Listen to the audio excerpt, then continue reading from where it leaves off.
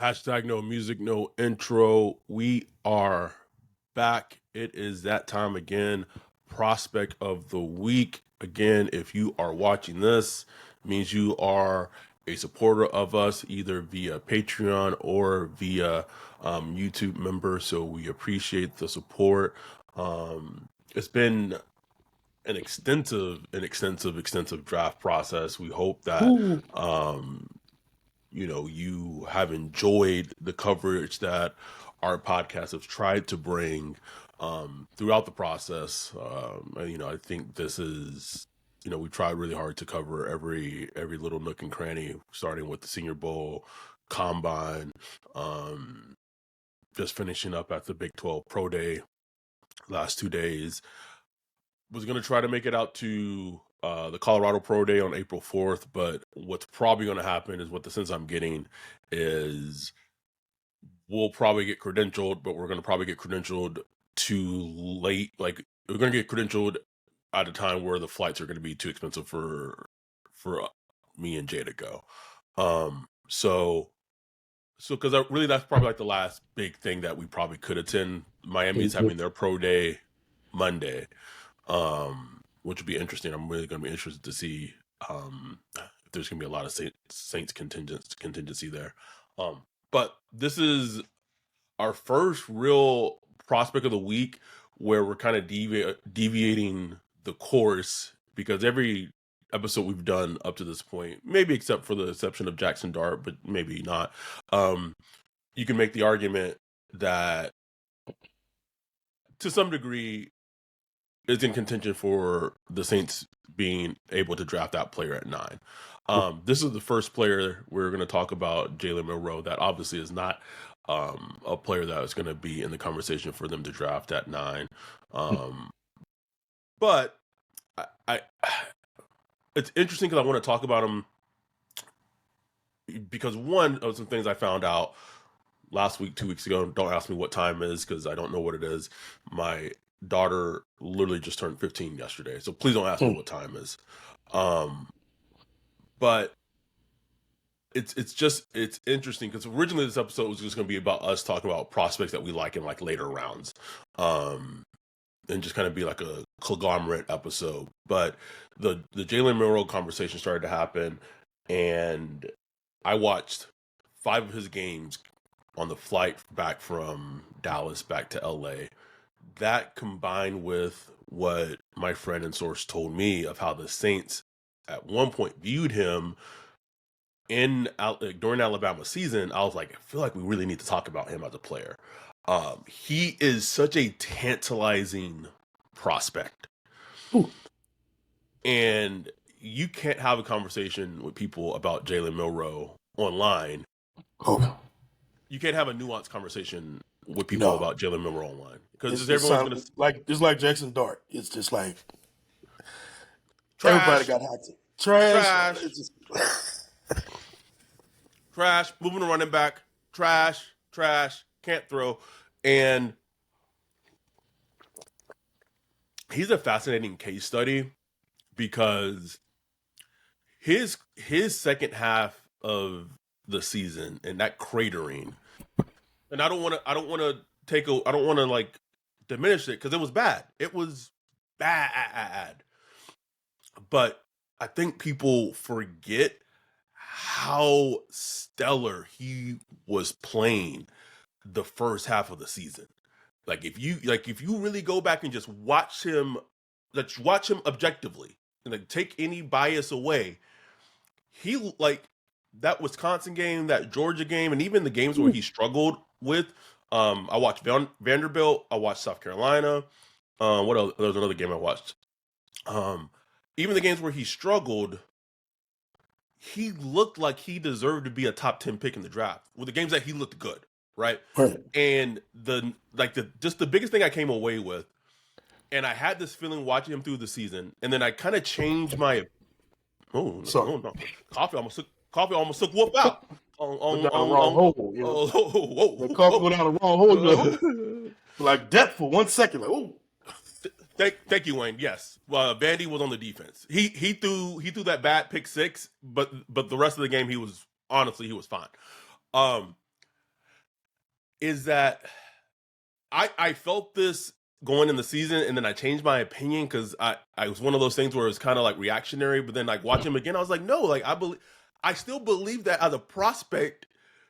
What going back and what I felt like he's a better thrower coming out of college than Jalen Hurts was. His accuracy at least is better, and I feel a little vindicated saying that because Baldy Baldy said the same thing when he was kind of breaking him down. I was like I'm not making this up in my mind, like. Right. Because the thing with Jalen that worried me a lot was Jalen was not accurate in college. Like he was not accurate at all.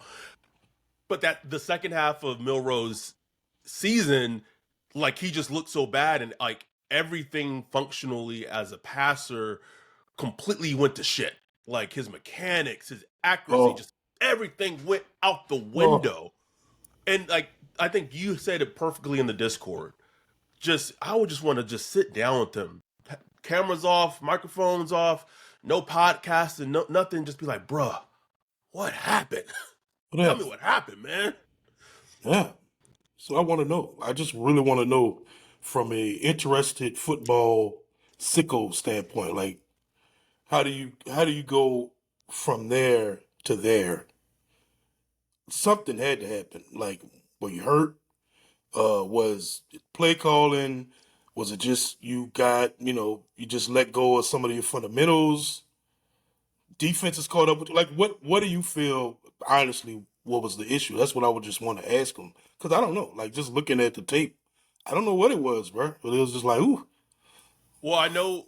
So Cody Alexander, that Oklahoma game, he basically said that Venables, the head coach at Oklahoma, who used to be the defensive coordinator at Clemson, pretty much made a game plan where he was like, "We're not letting Jalen Milroe beat us on the ground. Right. Like he has to Yeah. beat us as a thrower."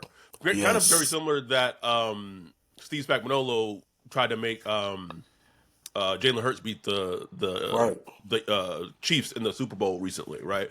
Um, but I'm just so curious of like what fundamentally happened because the first half of the season, if you just watched him, just a football eye watching him, the whole notion of like he can't play quarterback, he's trash. Like you cannot go and watch those games and think that. Even with him, having the talent that he had, right? I get Ryan Williams is a fucking stud. He was 17 doing things on the football field that a 17-year-old doing things on the football field makes no fucking sense.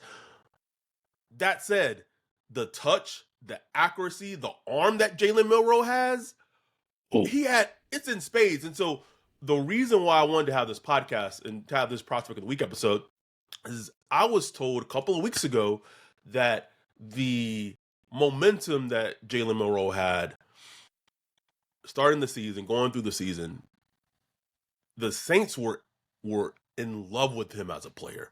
So much so, it gets tricky because it's kind of like the chicken or the egg conversation. Because if he continued along the trajectory that he was having, then he probably, even if the Saints, let's say they still had the ninth pick, they probably wouldn't have been able to draft him because he probably would have been drafted a lot higher if he Mm. continued along that echelon, right? That's the mindset or the theory. But that they were in love with him, that they wanted to potentially draft him in the first round had he continued how he started the season. Think about that. He was on a trajectory where the Saints loved him so much as a prospect. The tape that he had put out season before and started the season this year, that they were like going to draft him round one, and then My thing is, everything. Go ahead. did those last 4 or 5 games There it is. expose them? Like, There it is. did they expose them, or because your grade changed that That much, much. that drastically That, that's over a that's couple of bad. games? That's bad scouting, bro. That's bad Yeah. scouting. Like to me, if you loved him that much starting off, at the very least, that should tell me, if I'm putting my draft hat on, if I'm putting my scout hat on, that all that love and affection you have for him as a player, he should be no less than he should be no worse than the 40th overall pick, right? Right. Like if you loved him that much, that means that he should be at least the 40th pick. If you like who are these scouts? Like who are the scouts? Who is making the decision to change the variance that greatly Yeah. from wanting potentially to draft him in the first round, potentially a top 10 pick, to now like maybe we'll think about drafting him in round 3? What? What? I mean, and it happens, bro. Like I remember, well, I don't know from an NFL standpoint, but I remember last year, you know, JD, Jay Daniels, Yeah. mid-season, I was checking like the mock drafts, and he was nowhere in the first round. Like I don't know if how teams looked at him, but like just from the draft community, he was not considered a first round prospect. And then he, just finished the season outstanding, played outstanding, for the rest of the season. And once, NFL teams really started cracking open the box, like, ooh, this kid's smart. This kid got it all. You know what I'm saying? He went number 2 Pro- overall. Probably could say the same. Not he didn't have the same jump that Jaden Daniels had, but probably the same with like Patrick Mahomes. I remember Right. when he declared he was being put in mocks in like round 3, like Wow. round Wow. 3, and I remember. Oh, I think it was it Chad, the guy on NFL.com, Chad Chad Rayner, Rutter Reuter. or whatever. I remember when he declared, he did a little. I don't know if it was an article or it was a tweet. I still to this day try to find the tweet. I don't know if I've never been able to find it. But basically, he put out a tweet. And he was like, "Yeah, he's gonna be like what he was saying that he shouldn't have declared, and he's gonna be like a round 3 pick." And I remember responding to it. And I even back then, way back when, I was like, "No, he's gonna go. He's gonna go first round, and he's gonna be one of the best quarterbacks in the NFL." Hmm. I was on it way back then. So like to your point, these swings can happen. Jake said guys who've been drafted in the top 10 with worse stretches as a starter. Hello, hello, Yeah. That's Jake, fact. JP Lossman out here, bro. I Dante mean, had. I don't know who Uh, said like Anthony Richardson kind of probably ruined it a little bit for that's a great point. Jalen Milroe. That's a great point, bro. But 'Cause- it's and the stuff you hear with A Rich, and I don't. I mean, I don't. Whatever your opinion you have about Pat McAfee, he just doesn't strike me as someone that would purposely put out the stuff about A Rich in terms of like maybe his lack of work ethic without it coming no, from like an accurate play. Like that just whatever you feel about Pat McAfee, that it just doesn't seem like that's something he would put out right, just to put out. right, Right? and not to get too deep into A Rich, but from what everything I read and gather, it's not like he's not. It's like he doesn't know how. You know what I'm saying? Like to be a quarterback, it takes stuff. You don't know how the work you have to put in. You don't even know. He doesn't know how to work hard to be a quarterback. Like he does.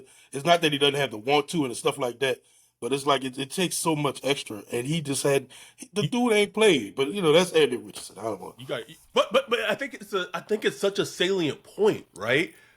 Because it's a very it's a recency biased, and Yeah, to be to be fair, like Jalen Milroe, you could like he's a better thrower coming out of college than Anthony Richardson was. I believe that. I do.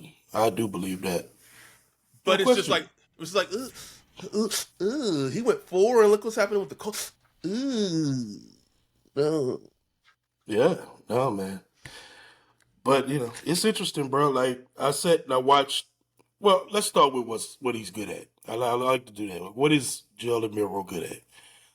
Obviously, you got to start with that athleticism. Like he would instantly be one of the best top 2 or 3 runners in the NFL, running quarterbacks. As a rookie. Instantly, as a rookie, he would instantly be that because his speed, his physicality, his just like his second gear is just nasty, bro. Like it's nasty. I would call him like a like a scrambler. Like he's not gonna shake it big, duck this person, duck Mm, that person. mm-mm. But boy, when he like decides to run and there's a little hole, good luck. Whoo! Just Like good luck. that Georgia game.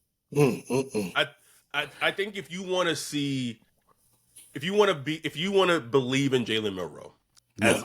as a just as a prospect, go watch that Georgia game 2024. Yeah. One of the best defenses in the country, the best defensive coordinators in the country. Fast defense. Like just athletes, and it was a combination of Alabama had Georgia's number in terms of offensive plays, like they just had them beat in terms of what they were calling. They were one play ahead, but you also had a quarterback and a coach executing the scheme and the offense in harmony. Like it was a beautiful thing to see, and he put on a show. And then the game got tight, and Georgia came all the way back, and the Bama offense got constricted. And at the very end, when they needed to make plays to win the game, they ended up winning that game. But you saw the best of Jalen Milroe, and he was running all over that Georgia defense with athletes all over the field. They couldn't stop him. They got better in the second half, and Kirby Smart made some adjustments. Shout out to Dan Jackson. Man, Dan Jackson gonna get drafted, but man, every time I watch Georgia, I'm like, look at Dan Jackson. Dan Jackson be in there. Out there, bro. Always out there, bro.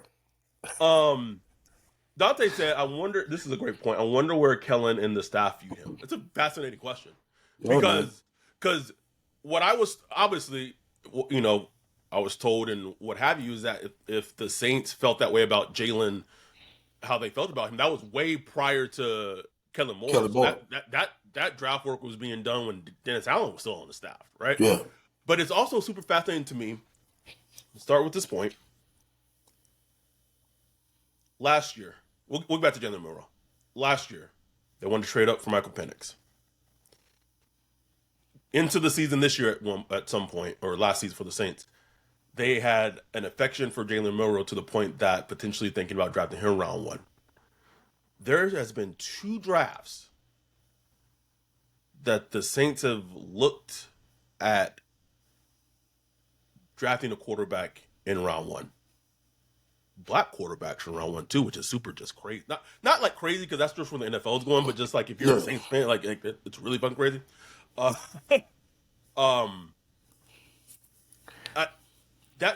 think that just shows just the,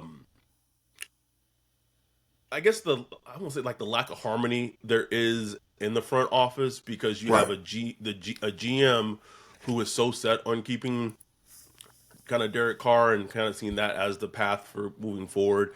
But then you have the other part of the front office, the scouts, that's like, man, we need some new. Like we need scouts know. Like still trying out Derek Carr again. They probably be raising the grade on some of the quarterbacks. Like go up a few points. I guarantee you when Jeff Ireland was in the Superdome and Washington played, I forgot who they played. It was Texas. When they played Texas in that playoff game last year, and Michael Penix was in that bitch, just slanging that bitch all over the place.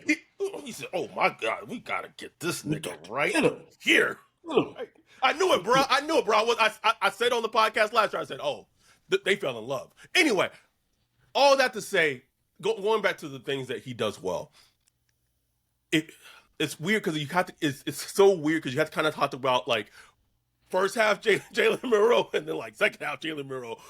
But that first half, Jalen Milroe was slinging that bitch all over the place. He was throwing with accuracy, and his deep ball when it's on. When his mechanics are set and his feet is right, he throws a beautiful deep ball, bro. Beautiful deep ball. Accurate too. Especially down the sideline. Oh man. Like it's beautiful. And look, from a throwing standpoint, it's all mechanic. I'm trying to stick to the good. Like when his mechanics are good, man, like you could tell he's an easy thrower. Like some quarterbacks you watch and it's like they're kind of pushing the ball and the way it come out their hand is kind of funny. But he's actually a natural thrower of the ball to me. You know what I'm saying? But it's all the other things that go with it that he has to get better at as far as mechanics. And here's the thing that's kind of surprising when you watch him. he makes good decisions, bro, for the most part, bro. Like He does. where to go with the ball, and like reading the defense. You know, whether it's cover three, like cover four, and then like a safety or drop and turn to cover three. He does a good job reading that stuff, bro. Like whether that's the coaching and all that stuff, but he does a good job like identifying that stuff pretty quickly.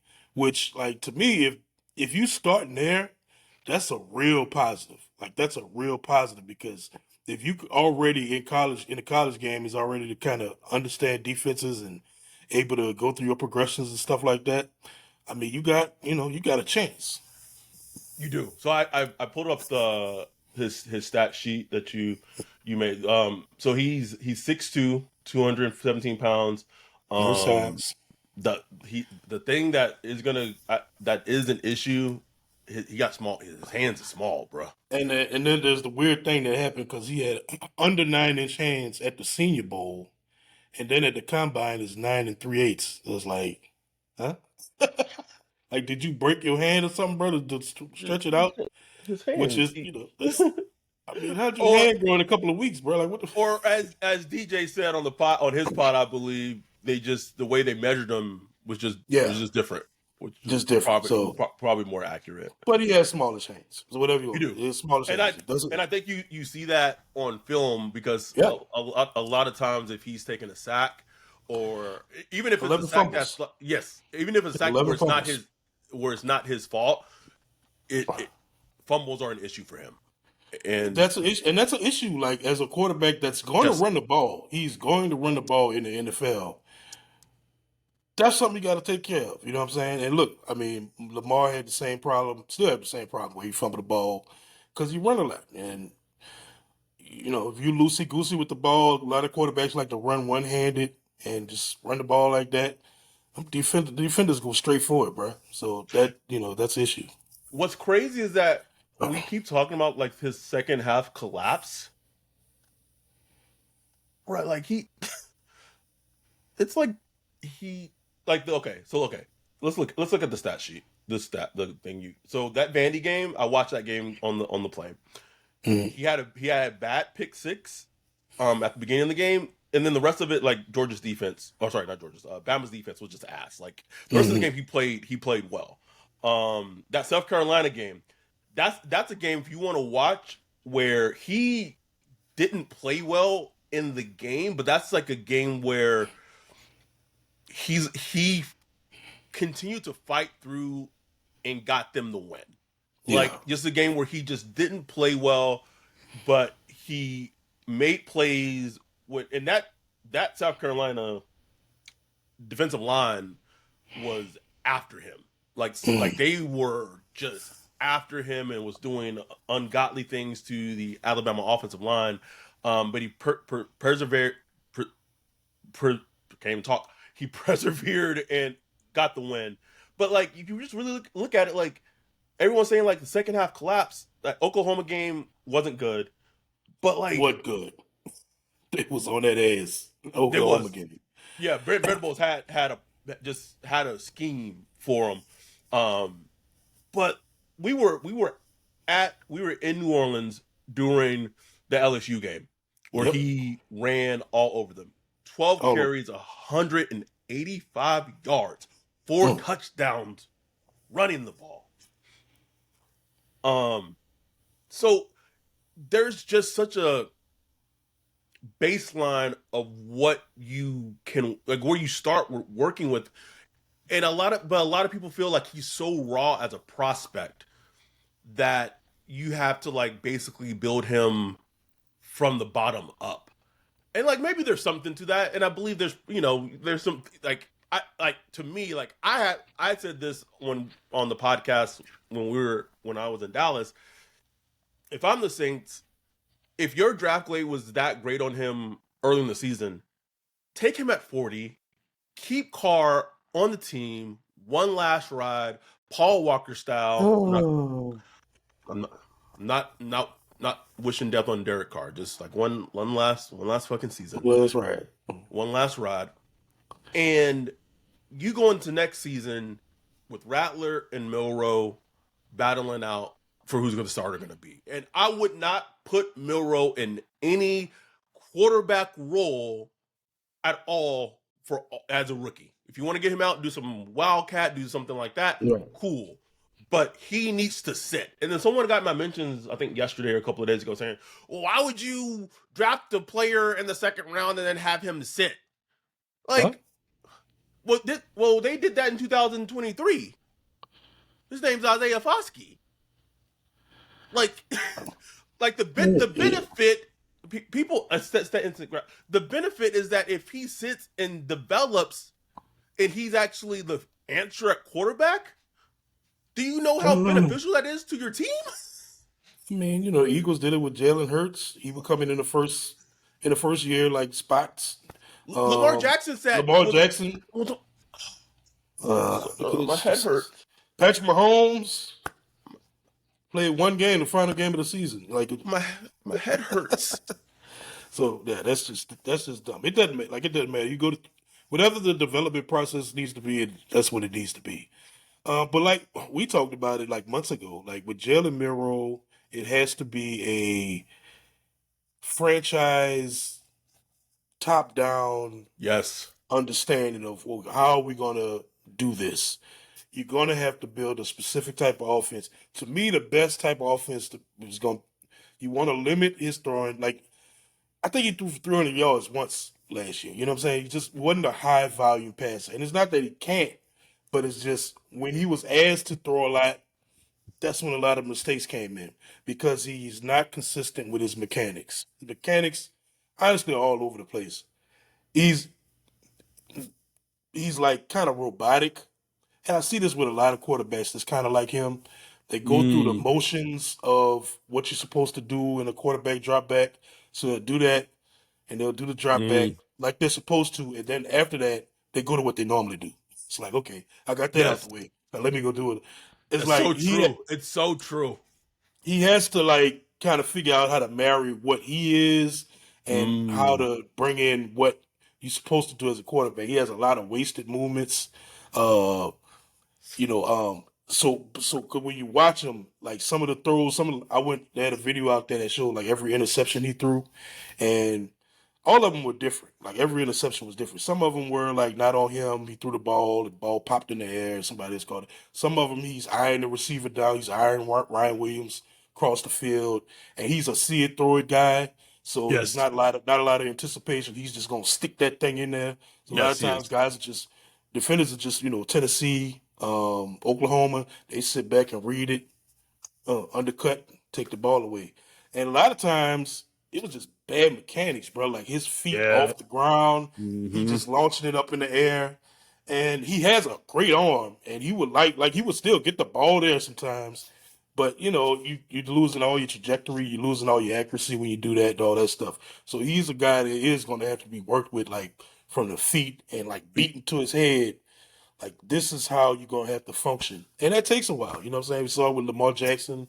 We saw it with Jalen It Hurts. Jalen hurts. Hurts. Yeah. Jalen Hurts still going through it. Like he's still Yes. trying to, But figure that out. he get in the red zone. There's a high probability that the Eagles might throw an intercept. Like he still throws like, those interceptions, and Still, he's won a Super Bowl. yeah. Dante said Well, it feels like the staff that's currently assembled in New Orleans would be perfect for him. It does. It really it does. does. You want to talk about a vision? I'm going to run this vision by you real quick. This is what I would do if this is feels like it would be a perfect situation for Milroe or any quarterback. It doesn't have to necessarily be Milroe, but let me just run this by you real quick. So it's a good probability that the Raiders um may draft Genty at 6.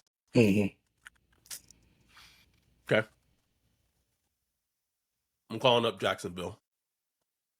Like you want to talk about it like a vision, a true vision. This is what I would do. I'm making my vision happen. I'm calling up Jacksonville, trying to get to 5. Maybe you have to give up like a third round. Like maybe you have to give up 71 to get to 5. In the perfect world, you it's a lot to give up to go from 9 to 5. But let's say you offer up 71 and they accept it so you can get to 5 to get in front of the Raiders. I'm taking Genty at 5.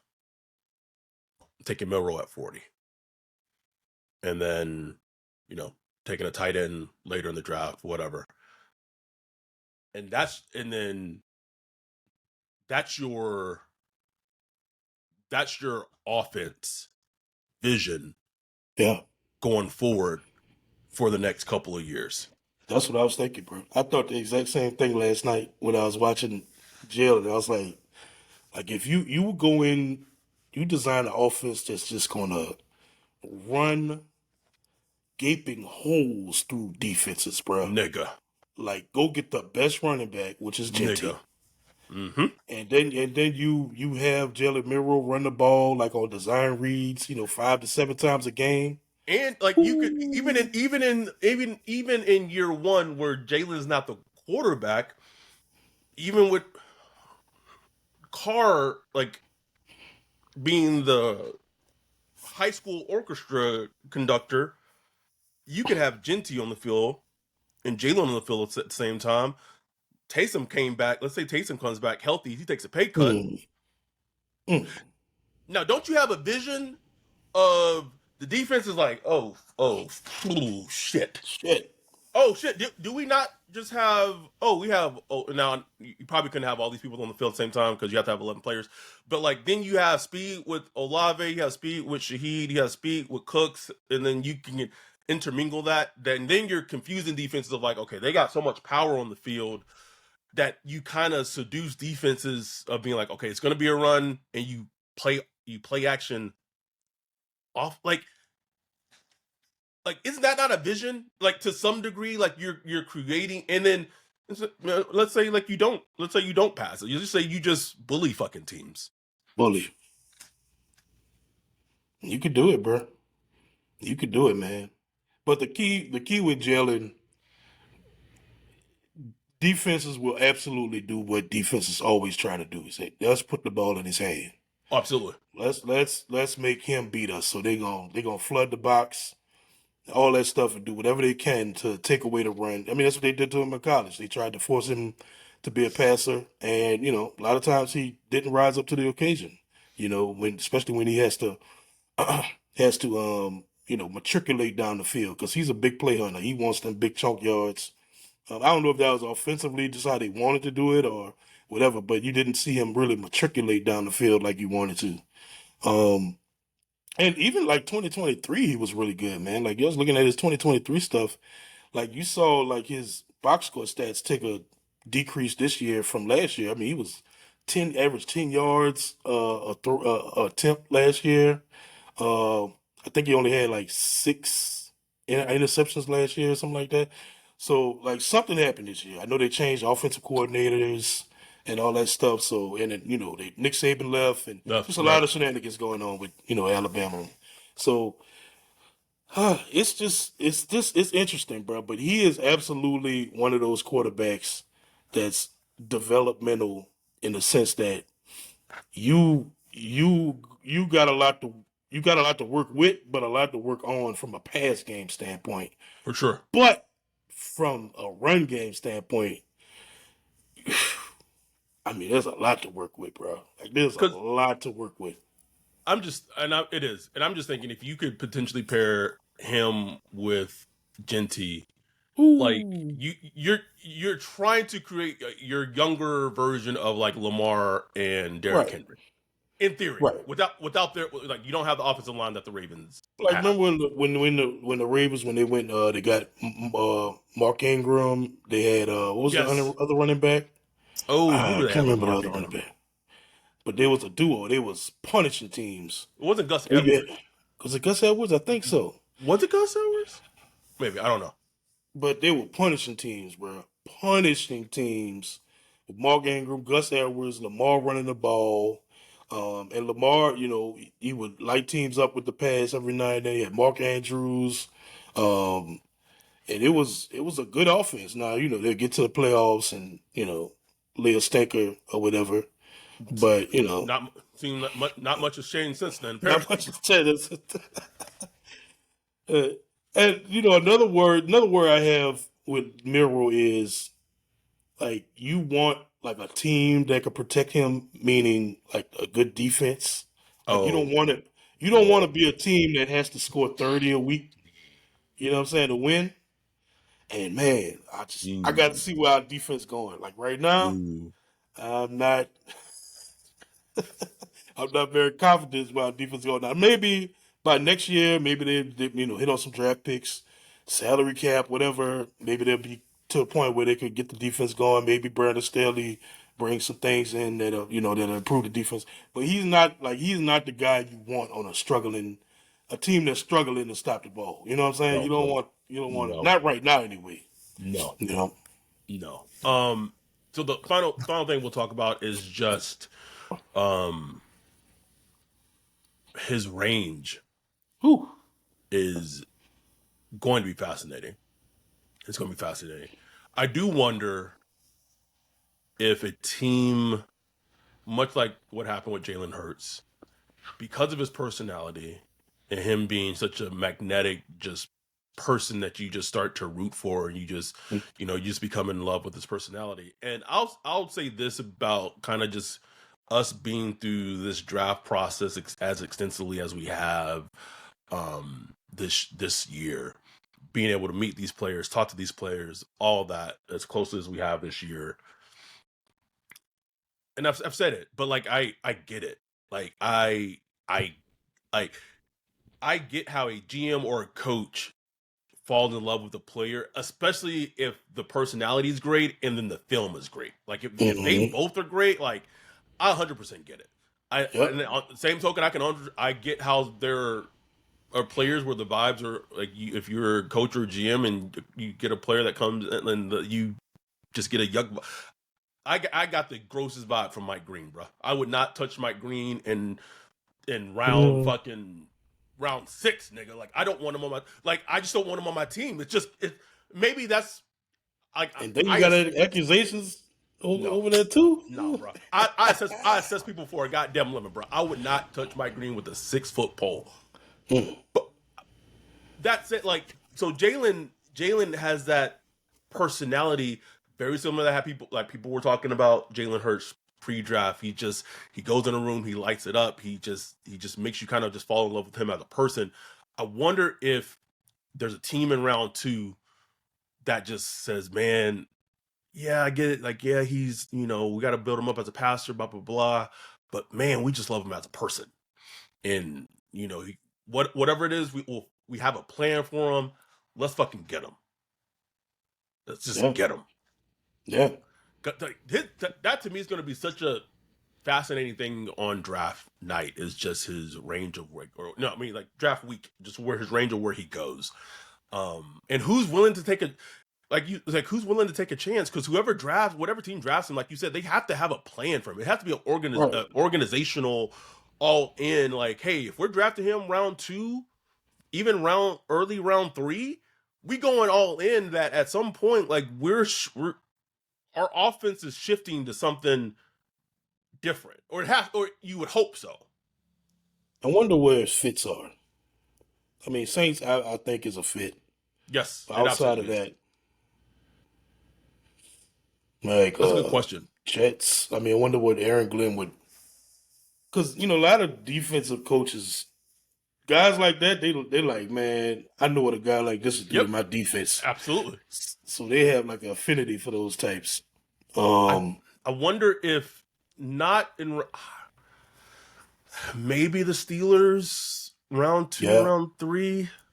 Um, that's an even better question of like what are the Jalen Milroe fits? Because if right, you really start thinking about it, like there might not be a lot out there right, because exactly. the Colts are like, oh no, they want the exact opposite, I bro. couldn't see him with McVay. No, Um, mm-mm. You know what would be a great team for him? Um, for like he'd be a great backup for like Kyler, like in round 3. oh, now that's a good one. That's a good one right there. He would Mm-hmm. be a great backup for Kyler. I think the Raiders would make Oh, some sense. I don't yeah, it know. would. I don't know if I don't know how Pete Carroll would feel, but Al, Brady. I don't know if Brady will Right. look at him like you know, but just Mm, like a wild card. Hmm. That's such a good question of like what are the team fits for Jalen Milroe? Because like kind of just circling back to the point I made at the very beginning, I do think that if he's on the board for the Saints in the round makes sense. Um, and I don't get the sense it's going to be at 40. I don't. But you start thinking if he's there at 71, if he's there at 93, Ooh. I mean, come on, man. if he's there at 93, I don't want to say you can almost guarantee he'll be a Saint, but I feel like I can almost pretty much guarantee that he'll be a Saint if he's there at 93. I mean, gotta be. Like at that point, like what Like we doing? What are we doing here? at that I honestly feel like if he's there at 71, like you should be sprinting to the podium with his name on it. Exactly. Like if you thought this guy was a first round talent, even if it's a late first round talent, through majority of the year, I mean, come on now, come on. Like, what are we doing here? Seriously. Um, just trying to think. It's a great question It's of like really his hard to fits. It is, bro. find a good fit, bro. It is. Let Really, me you know, it'd hold be on. funny if the Eagles took him. Bro, I would. Eagles just take him in the third round, like, oh, he'd be a good backup for Jalen. How we would have to come see me, nigga. How we would have to come see me. Uh, Oh, I'll give you another good team. I just pulled up the teams. The Lions. mm. They outside the box thinking like that. I The could Lions would be a completely good see team. that. The Completely see that. Lions. Other than that, bro, like really looking at it, I don't see a lot of Jalen fits.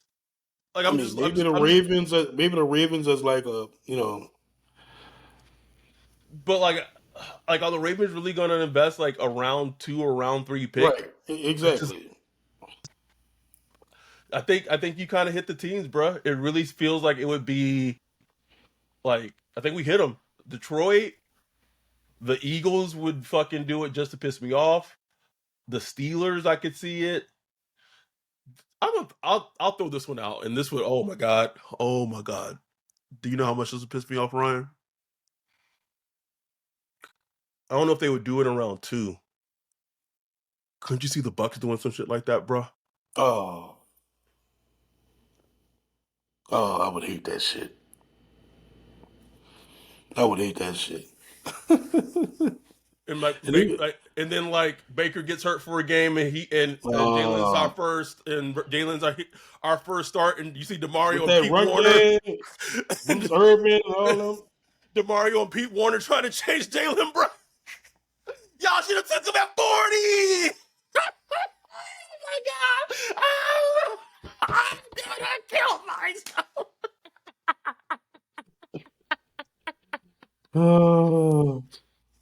Oh, Jake said so Seattle. Man, I think I will see what happens because Seattle might draft Colston Loveland.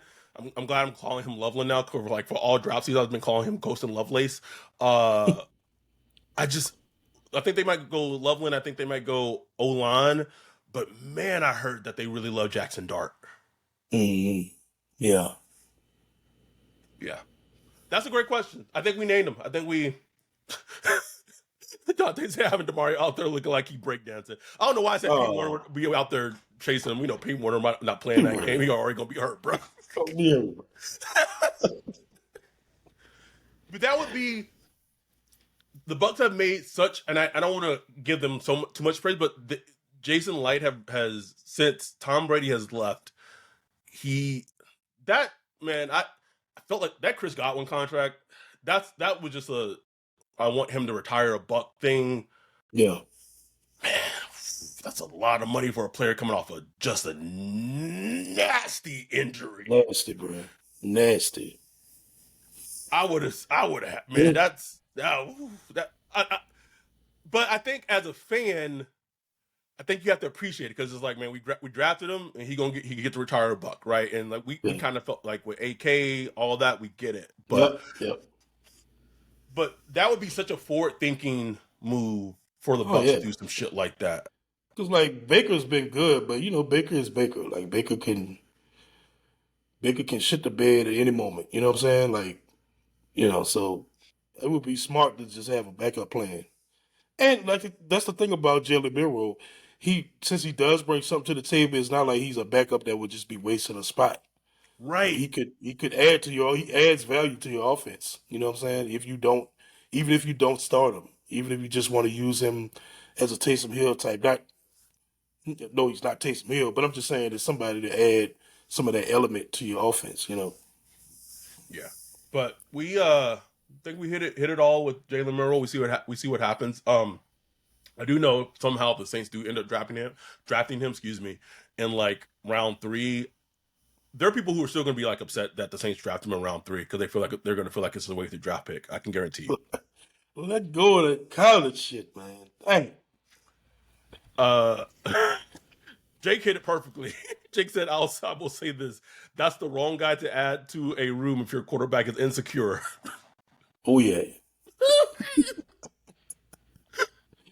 Oh, Carr is going to be side-eyeing him the entire training oh, camp. bro. They ain't gonna be talking at all, bro. that first preseason game where if Jalen Milroe bust a 40-yard touchdown, 40 50 yard yard. run. Oh, bro. We. Cole gonna try some dumb shit, try to run the ball a little more. Whatever he can do, I can do better. I already see him running in for a little touchdown, spiking the ball. Oh, Oh, I my needed damn nerves. needed, needed to be over, bro. Needed to be over. But I still contend that if they draft Milroe in like at 40 or in round 3, the best plan forward for the team is just to ride it out with Carr for one more Ride it year. out with Cole. Yeah. Because Ride it I out with like Cole. just ride it out.